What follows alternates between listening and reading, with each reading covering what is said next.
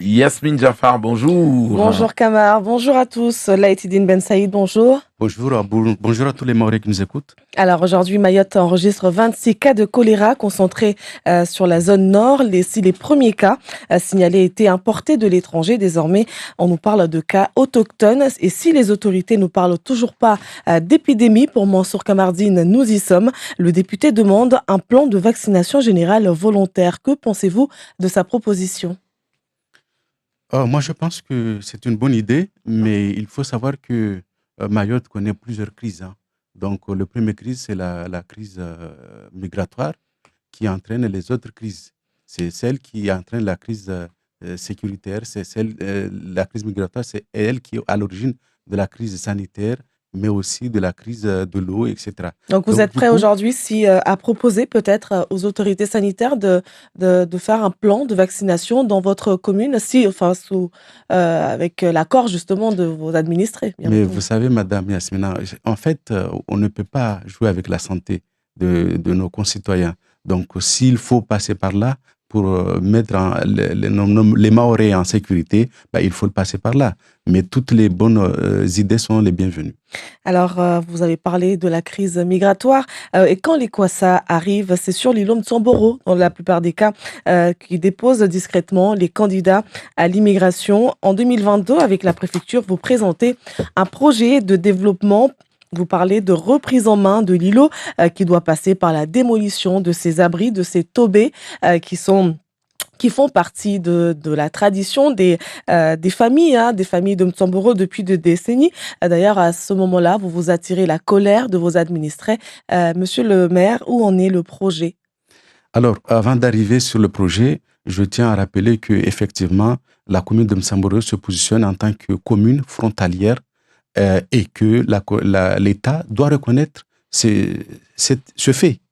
Et donc, les Kwassa, quand ils partent d'Anjouan, captent sur l'îlot de Msamboro avant de bitcher dans n'importe quel coin de l'île. Donc, aujourd'hui, la commune de Msamboro doit être reconnue en tant que telle et signer une convention de partenariat avec l'État pour que la commune se positionne tout simplement en tant qu'une position avancée de rideau de fer qui va être mise en place par l'État. Et donc, du coup, nous, on est preneurs. La commune de Msamboro est preneur. Et donc, c'est pourquoi, effectivement, moi, j'ai comme un objectif, mais quand je dis moi, c'est cette mandature. C'est nous qui sommes élus aujourd'hui, on a comme objectif zéro ESI à l'îlot de Msamboro. Et comment vous pouvez faire ça ? Et justement, si on nous considère comme étant partenaire, on peut mettre en place des systèmes une stratégie partenariale pour que la commune participe pleinement à ce rideau de fer. Et donc, avec quels moyens, monsieur le maire ? Parce qu'aujourd'hui, vous avez quoi ? Vous avez une police municipale de 8 agents seulement. Comment est-ce que la commune peut participer à la lutte contre l'immigration clandestine ? Alors, il y a plusieurs pistes. Mais la première piste, c'est la mise en place de ce ponton. Parce que les Kwassa, quand ils arrivent à l'îlot de Msamboro, lorsqu'ils bitchent dans le lagon, ils sont en sécurité. Non, ils ne doivent pas être en sécurité, ils doivent être poursuivis partout. Donc la commune, l'État et la commune sont en train de mettre en place un ponton sur l'îlot. C'est une position avancée, mais aussi la mise en place de la vidéoprotection. On demande à l'État à ce qu'on positionne des radars stratégiques, pas des radars, mais des caméras stratégiques au point excentré de la commune. Vous jugez inefficace la politique de lutte contre l'immigration clandestine qui est menée tout cas de votre côté ? Non. Il y a du travail qui se fait. Il y a beaucoup de travail, notamment si vous regardez le bilan, il y a beaucoup de reconduite, il y a beaucoup de travail qui est fait. Mais je pense que le plus important, c'est ce rideau de fer. Mettons les moyens pour sécuriser nos frontières. Après, on aura à gérer le quotidien. Mais ce rideau de fer, moi, j'y compte bien. Et donc, si vous dites que la population n'était pas d'accord pour le décalage ou bien les bangas, moi, j'étais d'accord parce que je savais que ça, c'était un nid. Et vous irez jusqu'au bout de votre projet ?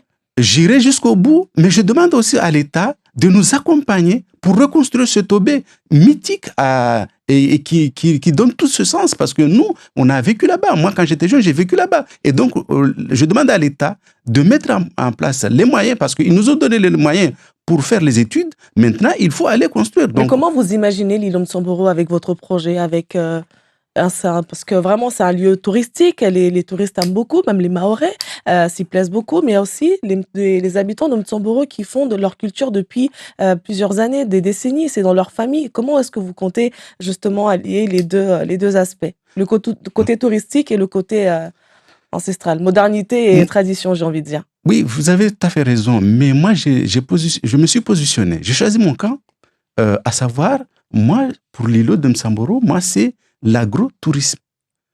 Donc, moi, je veux développer l'agriculture, et notamment les orangers, parce que, tout simplement, avec les oranges, les agriculteurs ont plus de moyens de revenus. Et donc, je vais développer les oranges, mais aussi le tourisme. Parce que je me souviens bien, quand on était jeune, on allait camper, on choisissait notre emplacement. Alors qu'avec les Bangas, l'îlot était privatisé. Et c'était anormal. D'ailleurs, en début de mandat, vous avez parlé de la Côte d'Azur. Aujourd'hui, vos administrés se demandent encore où est la Côte d'Azur tant promis par notre maire. Alors, je pense que c'est un sujet très sérieux parce qu'en tant qu'élu, maire, on doit être visionnaire et voir l'avenir. Et moi, je positionne la commune de Mtsamboro comme étant tout simplement un territoire à part de Mayotte, et que les touristes qui doivent venir à Mtsamboro doivent être des touristes qui viennent non pas par défaut, mais qui viennent pour ce territoire. Et comment vous les attirez? Parce que pour l'instant, j'ai envie de dire, monsieur le maire, aujourd'hui, qu'est-ce qui attire les touristes à Mtsamboro? Est-ce que les touristes viennent chez vous? Aujourd'hui, je me positionne en tant que visionnaire. Visionnaire. Et la mise en place d'un projet tout simplement projet de biosphère, réserve de biosphère, ce projet-là, on est en train de faire le diagnostic de ce projet, et je pense que toute la population doit s'y mettre pour recenser les sources que nous avons, la valeur que nous avons, la richesse qu'on a dans ce territoire, pour le mettre en valeur, et que ce soit sur le plan maritime, parce qu'on a le fond bleu de Mayotte. L'azur, quand on parle de l'azur, c'est le fond bleu, on l'a sur Mtsamboro. Donc on a la faune et la flore pour mener à bien ce projet de réserve de biosphère. Aujourd'hui, les parents d'élèves de la commune de Mtsamboro sont inquiets, j'ai envie de dire, de la scolarité de leurs enfants. On me dit que vos prédécesseurs s'occupaient prenaient en charge les fournitures scolaires. Vous avez décidé d'arrêter tout ça. Aujourd'hui, et même le fonctionnement des établissements, des écoles, avec la pause méridienne qui ne fonctionne pas véritablement. Donc, pour les parents, l'école est en crise quelque peu à Mtsamboro. Que leur répondez-vous? Pas que à Mtsamboro, mais je veux dire que derrière, il faut voir les vrais problèmes à Mtsamboro. Moi, étant enseignant moi-même, j'ai décidé effectivement de mettre fin à ces petits matériels parce que tout simplement, il y a la dotation à côté de rentrée scolaire pour s'occuper de ça. Mais moi, quand je suis arrivé, quand nous sommes arrivés, on a trouvé un budget de 80 000 euros. On n'a rien touché, ne serait-ce qu'un centime. Ce budget est là pour accompagner nos scolaires, nos enfants, dans les projets notamment, et dans les fournitures communes, de tout ce qui est matériel commun. Vous prenez en charge les fournitures scolaires, monsieur le maire? Les matériels communs, oui, pédagogiques. Donc, c'est ça. Pour moi, l'élève doit avoir un livre, par exemple.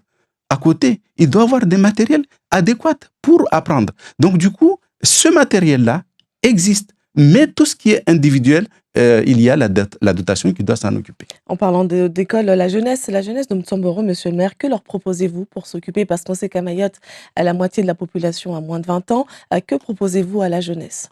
Alors, moi-même étant militant des associations, avant d'être élu, j'étais membre actif. Et donc, du coup, aujourd'hui, on a beaucoup de projets sportifs. Et notamment, le terrain de foot de Mtsara, qu'on compte inaugurer et mettre en disposition des jeunes durant le mois de juillet. D'ailleurs, durant votre mandature, on a vu vos deux clubs de foot qui ont complètement régressé, qui sont redescendus en Régional 2. On nous dit aussi que... Et ce n'est pas la faute de les C'est pas la- accompagner. On les accompagne, mais ce sont des aléas. Vous subventionnez les clubs Bien sûr, on Mais- subventionne les clubs. On a mis 100 000 euros pour accompagner les associations sportives cette année. 100 000 100 000 euros. On Donc, parle de on 5 000. accompagne. On accompagne. Et on donne aussi des matériels, on donne des équipements. Donc, sur l'investissement, on participe. Notamment, donc, par exemple, je prends l'exemple de... Parce qu'il faut partir sur les bases. Les bases, c'est les enfants, les tout petits. Et donc, on a une école de foot et qu'on a subventionné à hauteur de 20 000 euros pour s'occuper s'acquérir d'un bus pour pouvoir amener les jeunes. Donc, il faut partir des bases. Laïtidine Ben Saïd, Mtsamboro fait partie de l'Interco du Nord avec Akwa, Kungu et Bandjabwa. Vous avez décidé de quitter le CIDEVAM. Aujourd'hui, c'est la société MAP qui va s'occuper de la collecte des déchets. Comment en êtes-vous arrivé là? Il faut savoir que effectivement le traitement des déchets, la collecte des déchets fait problème dans toute l'île, et ça c'est un sujet, et la communauté d'agglomération du Grand Nord veut tout simplement que ces communes soient propres, et donc son objectif c'est ça, mais maintenant c'est un projet qui avance, et donc moi Est-ce que vous êtes sûr qu'avec en quittant le CIDEVAM et en sous-traitant avec une autre société, le problème de la collecte des déchets sera réglé? Quoi qu'il en soit, la communauté d'agglomération aura la main pour agir. Donc, quelle est la place de Mtsamboro dans l'Interco du Nord, monsieur le maire? Vous savez, l'Interco du Nord est déséquilibré parce que tout simplement, on a une commune comme Kungu qui a 20 délégués, alors que Mtsamboro a que 5, Akwa a que 3. Donc, du coup, c'est ainsi. Vous êtes écrasé par Kungu et Bandjabwa, c'est ce que vous êtes en train de dire, monsieur le maire? J'ose espérer que le président sera attentif, et je pense il doit être attentif aux autres communes, parce que la communauté est faite de 4 communes et non pas de 2 communes. Il y a des sujets, justement, précisément, sur lesquels vous ne vous sentez pas forcément écouté? Dans tout, partout, il y a des sujets auxquels on peut avoir des accords, mais le plus important, c'est que il faut se rappeler que c'est l'Interco qui a mis beaucoup de temps à se mettre en place. Il a vu le jour qu'en 2020, et donc on a du retard. C'est un bébé. Effectivement, il a ses problématiques, mais je pense que la raison fera valoir. En 2026, vous êtes candidat à votre propre succession, monsieur le maire? C'est la population qui en jugera. Moi, je suis là pour un mandat et je travaille pour. Mais est-ce que vous serez candidat? Non, la question ne se pose pas aujourd'hui. Moi, j'ai un mandat qui va jusqu'en 2026 et je dois travailler par rapport à ce mandat et pour avoir un bilan à ce mandat. Merci beaucoup, Laïtidine Ben Saïd. Je rappelle que vous êtes le maire de la commune de Mtsamboro. La matinale n'est nouveau forfait Marabaya en lit. 200 gigas internet. En lit, Istaoui. Et merci à vous, Yasmine Jaffar, pour cet entretien. Vous aussi, si vous avez une question à poser à notre invité ce matin, le maire de Mtsamboro, vos questions sont les bienvenues au 02 69 60 01 01 ou via nos SMS au 06 39 69 67 2 fois. Une question, monsieur le maire. Est-ce que le maire prévoit de mettre en place des navettes type barge entre la plage et l'îlot de Mtsamboro? Oui, effectivement, avec l'association, il y a une association de la commune, donc on prévoit de mettre en place une navette qui transportera la population, parce que il se trouve que la sécurité, nous, la commune, on s'occupe de la sécurité de nos concitoyens sur terre, mais on doit aussi s'occuper de la sécurité de nos concitoyens sur mer. Et étant donné qu'il y a des agriculteurs qui font le passage régulièrement, donc effectivement, on y travaille activement. Et je crois comprendre, et je remercie d'abord d'ailleurs l'État qui nous accompagne dans ce sens-là pour que cette navette soit effective. Et vous prévoyez de déployer à quelle échéance? En 2025. 2025. Fin 2025, mais on doit l'avoir avant la fin de la mandature. cette navette. Basi suala loli siongozewa na mtu kamwe adisa tena raha amba Monsieur le Maire, basi watu wasifanya jeje na zitsama za tsambaya leo harmwa ishisiwa ya Mtsamburu. Dagula yani commune ya Mtsamburu effectivement tsama zabao be nsutana nizamba commune ya Mtsamburu yani irenge studio abrali yani irenge studio sofa mbatunga kusudi yani tunga shitsamazo wasirunwa magari kakila dago leo na gari la yani camion la poubelle ilo kamba lisramasi iyo studio kamba commune itia mais d'ailleurs ba rusubo shamara ba serikali arsaidia ilo kamba rashna rono ma camion donc leo kakila dago ina camion lahe ekeda kakila dago sifanya hazita kiamba rubunguze malavo iyo yani iyo domana ya shi sidevamu me wasir saidia ataribunguze zitambu za wakazi basi harma ishisiwa wala madam tuna kodi sasa de ishisiwa no emba leo mbani eba babo association de lazima ifanye hazio eba de la mairie le wanyu mso os jibujeje munba leo tujamba sidevamu de alona i competence ya deshezo shiswa no shiswa Mtsamburu watu sagwa shiswa Mtsamburu tuna disamba de shiswa Mtsamburu yani was disamba de tsama zilio harma ishisiwa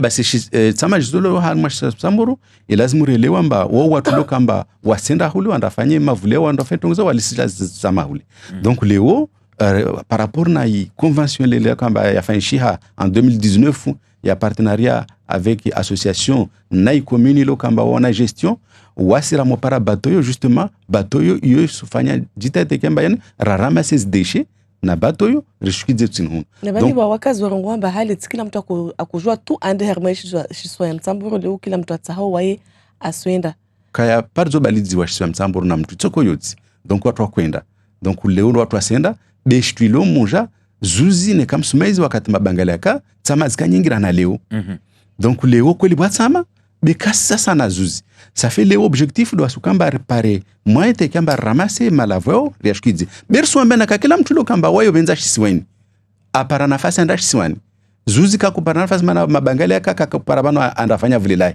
leo asipara nafasi asenda na jomba ni rasulmali ya maore ilazima mwenda hule avinge malavele ashkize utsinunu. Et voilà. Basi tusenda na wanya tu walio hanzia za telefoni Monsieur le Maire. Bonjour.